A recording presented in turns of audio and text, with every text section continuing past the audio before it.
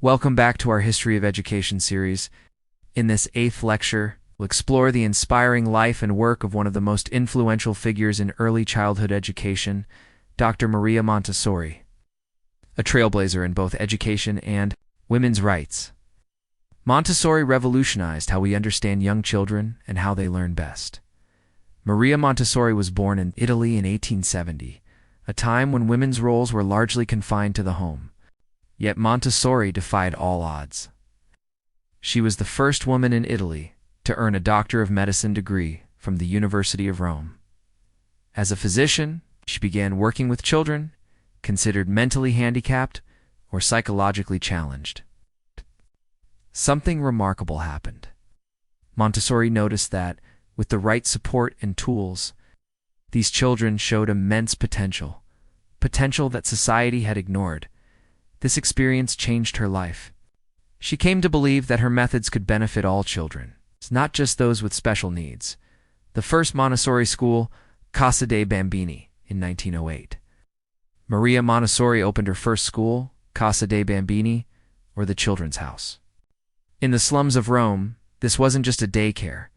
It was a carefully prepared environment, designed to awaken each child's natural curiosity, independence, and joy in learning.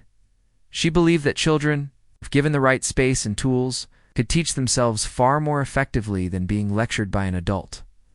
Principles of teaching and learning Montessori emphasized structured work and freedom within limits. Her approach was rooted in observation and respect for the child's developmental stages.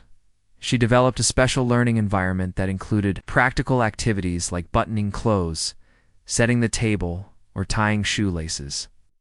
Sensory experiences like identifying objects by touch, smell, or weight. Formal learning in reading, writing, and arithmetic introduced in a tactile, engaging way.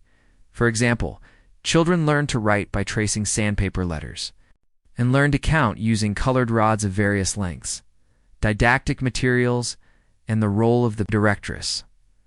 Montessori also invented didactic materials, hands-on learning tools, designed to guide a child toward understanding through discovery. These included lacing and buttoning frames, weight cylinders to be sorted by heaviness containers with unique smells or sounds. Importantly, Montessori rejected the term teacher and instead used directress, someone who observes, guides, and supports learning rather than controlling it. The adult's role, she believed, was not to fill a child with information, but to prepare the environment and step back, allowing the child to explore independently. Influence on modern education. Maria Montessori's ideas have stood the test of time. Her legacy continues in thousands of Montessori schools across the globe. Her major contributions include the concept of sensitive periods, specific phases in a child's development when they are particularly receptive to learning certain skills, a deep understanding that learning is complex, involving physical movement, sensory engagement, emotional involvement, a belief in the school as part of the community, with active parental involvement and real-world connections.